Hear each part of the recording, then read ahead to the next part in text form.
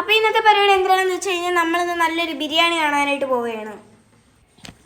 ബിരിയാണി എന്ന് പറയുമ്പോഴത്തേക്ക് അതെങ്ങനെയാണ് അൺഹെൽത്തി ആവുന്നതെന്ന് വെച്ച് കഴിഞ്ഞാൽ അതിൻ്റെ അകത്ത് ഡാൽഡ ചേർക്കുമ്പോഴത്തേക്കാണ്.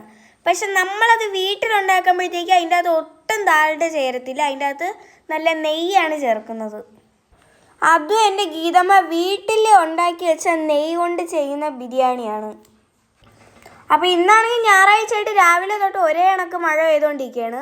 അത് മാത്രമല്ല വീട്ടിലാണെങ്കിൽ എല്ലാവരും ഉണ്ട്. ചേട്ടനും ഇന്നലെയൊക്കെ വന്നു. അപ്പോൾ കരുതി ഒന്നൊരു ബിരിയാണി അങ്ങോട്ട് ഉണ്ടാക്കാമെന്ന്.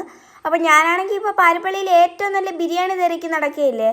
ഇത്രയും നാൾ ഞാൻ പോയി കഴിച്ചതെന്ന് വെച്ചാൽ എനിക്ക് ഏറ്റവും ഇഷ്ടപ്പെട്ട എൻ്റെ വീട്ടിൽ നിന്നുണ്ടാക്കിയ ബിരിയാണിയാണ്. കുറച്ച് പേരൊക്കെ എനിക്ക് കുറച്ച് കടയും കൂടെ പറഞ്ഞു തന്നിട്ടുണ്ട്. ഈ ലക്ഷ്മി, റാഹത്ത്, രാജകുമാരി ഇവിടേക്കാണെങ്കിൽ എനിക്ക് പോയി കഴിക്കാൻ സമയമൊന്നുമില്ല. പക്ഷെ ഒരു ദിവസം ഞാൻ പോയി കഴിച്ചിട്ട് ഏറ്റവും നല്ല ബിരിയാണി ഏതെന്ന് നിങ്ങളടുത്ത് പറഞ്ഞു തരും. എല്ലാവർക്കും ഭയങ്കര ഇഷ്ടമുള്ളൊരു ഫുഡല്ലേ കൂട്ടുകാരെ ഈ ബിരിയാണി എന്ന് പറയുന്നത്. ബിരിയാണിക്ക് കൊച്ചരിയാണ് നല്ലത്, പക്ഷെ മന്തിക്ക് വലിയ അരി. എനിക്ക് കൊച്ചരിയാണ് ബിരിയാണിയിൽ ഇഷ്ടം. ആദ്യം നമ്മൾ ചോറൊക്കെ വേവിച്ച് വെള്ളച്ചോറൊക്കെ സെറ്റാക്കിയതിന് ശേഷം പിന്നെ അതിൻ്റെ അകത്തോട്ട് നമ്മൾ ചിക്കൻ വേവിച്ച വെള്ളം ഒഴിച്ചിട്ടാണ് നമ്മൾ പിന്നെ ഈ കളറിലോട്ടാക്കി എടുത്തത്. ചേട്ടന് പിന്നെ മീൻ പൊരിച്ച വേണമെന്ന് പറഞ്ഞുകൊണ്ട് 4 ഉലുവാച്ചി എടുത്തങ്ങ് പൊരിക്കാൻ വെച്ച്. നല്ലോണം സവാള വറുത്തിടണം ബിരിയാണിക്കകത്ത്. അത് സ്പെഷ്യലാണ്, മസ്റ്റായിട്ടുള്ള സാധനമാണ് ഈ സവാള വറുത്തിടുന്നത്. അതിൻ്റെ ഇടയ്ക്കൂടെ ഞാൻ പകുതിയൊക്കെ തിന്നാറുമുണ്ട്, പക്ഷെ അങ്ങനെ തിന്നൂടെ ശരിക്കും. ചിലരുടെയൊക്കെ വിചാരം എന്താണെന്ന് വെച്ച് കഴിഞ്ഞാൽ ഈ പൈനാപ്പിൾ എസൻസ് വാരി ഒഴിക്കുമ്പോഴത്തേക്ക് ബിരിയാണിയുടെ രുചി കൂടുമെന്നാണ്.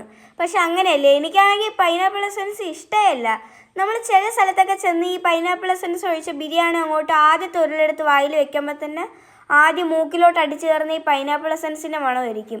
പിന്നെ അന്നത്തെ ദിവസം രാത്രി കിടക്കുന്നവരെ ഏമ്പൊക്കെ വിടുമ്പോൾ ഫുള്ള് ഇതിൻ്റെ മണമായിരിക്കും വന്നുകൊണ്ടിരിക്കുന്ന. ശരിക്കും ബിരിയാണിയുടെ രുചി എന്തിനാണെന്ന് വെച്ച് കഴിഞ്ഞാൽ നമ്മുടെ ചിക്കൻ്റെ മസാല ഇല്ല, അതിൻ്റെ രുചിയാണ് അതിൽ വരേണ്ടത്, അല്ലാതെ പൈനാപ്പിൾ എസൻസിൻ്റെ അല്ല. എന്താ ഭംഗിയെന്ന് നോക്കിയാണ് അതങ്ങോട്ട് അലങ്കരിച്ച് കഴിഞ്ഞപ്പോഴത്തേക്ക്. പിന്നെ ചോറ് വേവാത്ത ചോറാണെന്നുണ്ടെങ്കിൽ ഒരു രുചിയും വരത്തില്ല, നന്നായിട്ട് വെന്ത് പൂ പോലെ ഇരിക്കണം. ഇനി ഇവനെ ഒന്ന് കുറച്ച് നേരം അടച്ചു വെച്ച് ദം ചെയ്തതിന് ശേഷം നമ്മളിനി കഴിക്കുന്നുള്ളൂ. ഒന്ന് കുളിച്ചിട്ടൊക്കെ വരണം ഇനി. പക്ഷെ ഞാൻ എന്തിനാണ് ഈ ചവച്ചുകൊണ്ടിരിക്കുന്നതെന്ന് വെച്ച് കഴിഞ്ഞാൽ ഇത് അടയ്ക്കുന്നതിന് മുന്നേ ഞാൻ ചിലപ്പോൾ അണ്ടിപ്പരിപ്പോ മുന്തിരി ഉള്ളിയൊക്കെ എടുത്ത് ചവച്ചുകൊണ്ടിരിക്കും. ചിലപ്പോൾ കുറേ ഉള്ളിയൊക്കെ എടുത്തങ്ങ് കഴിക്കും.